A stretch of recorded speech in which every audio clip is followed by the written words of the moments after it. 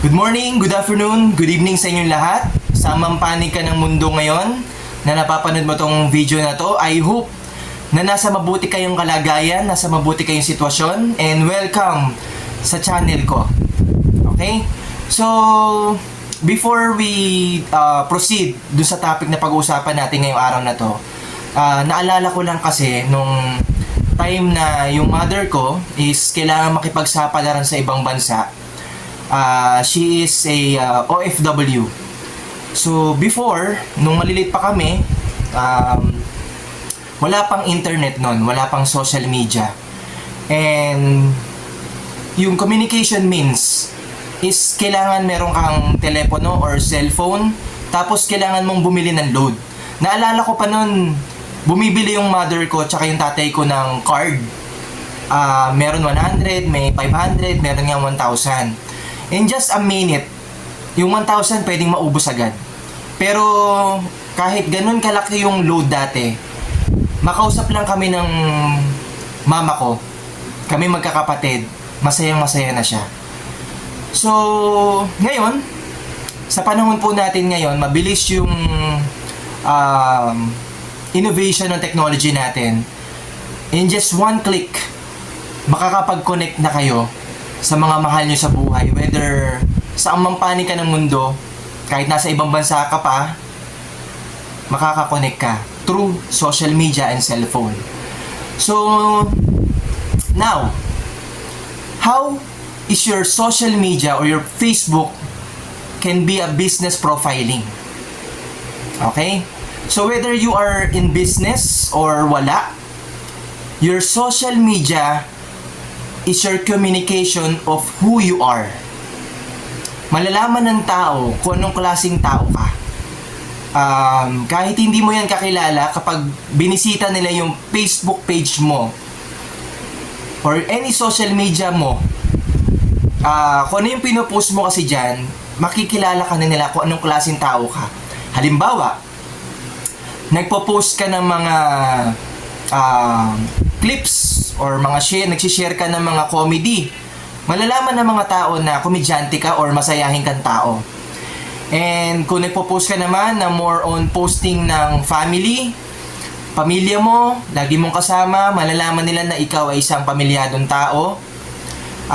Kung ikaw naman isang klase ng tao na lagi ka nagpo-post, na lagi ka nasa labas, lagi ka nagta-travel, malalaman ng tao na you are adventurous. Or malalaman din ng tao kung yung pinopost mo sa social media mo is more on motivation or value content man yan or inspiration, malalaman nila na meron kang positibo ka sa buhay. Ganun po ka-powerful yung social media. Okay? So, ngayon, kung mapapanood mo tong video na to, yung social media mo, don't make it as your status. Make it as your daily life. Yung araw-araw mong pamumuhay, kailangan mo talagang i-embrace na part na yan ng social media. Part na yung social media ng buhay mo. Make it a habit. So araw-araw, ako personally, lagi ako nagpo-post sa social media nang sa gayon makapag-share ako ng value sa inyo. And right now, itong topic na pinag-uusapan natin is I want you to enlighten you how powerful yung social media. Baka kasi minsan hindi mo na namamalayan na yung social media mo can make connection to other people. Alam mo ba na yung mga tao na pinapanood ka ay o nagmamasid sa'yo, ginagamit yung social media mo para malaman nila kung yung ginagawa mo araw-araw. And then, if they saw you na you are consistent in posting in your social media,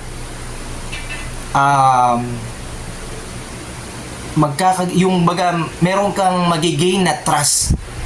Kumbaga, matatanim sa puso nila yung tiwala.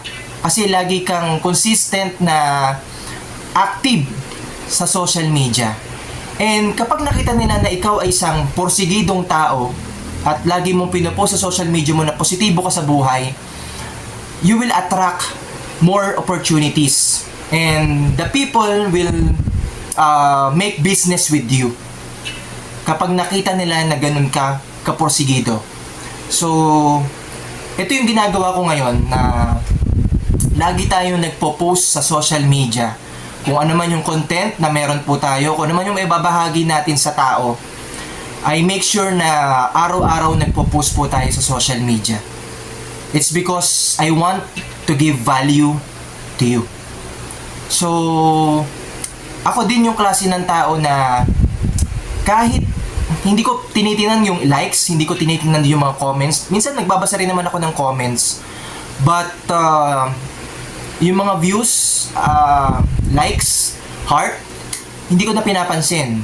It's because malalim yung dahilan ko kung bakit ako nagpo-post sa social media. It's because naniniwala ako na ito yung paraan ng Panginoon para ibahagi ko yung wisdom na ibinahagi niya sa akin, ipinahiram niya sa akin para makatulong yan sa inyo.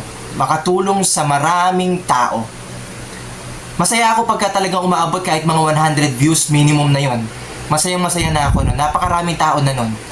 So, kung nakikita nyo to social media ko at napapanood mo yung mga videos ko, well, congratulations because you are growing every single day.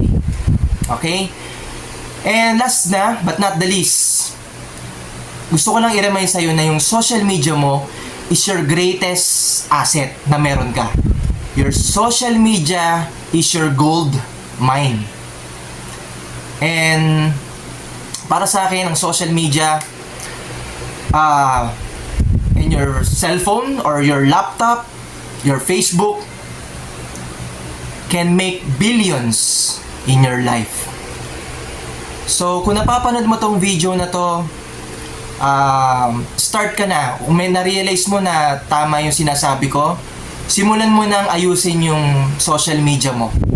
Because hindi mo mamalayan yung social media can make billions in your life. Hindi mo mawala ang social media, tandaan nyo po yan. Ngayong taon na to, sa mga susunod pa na taon, this is a social media era at hindi yan mawawala.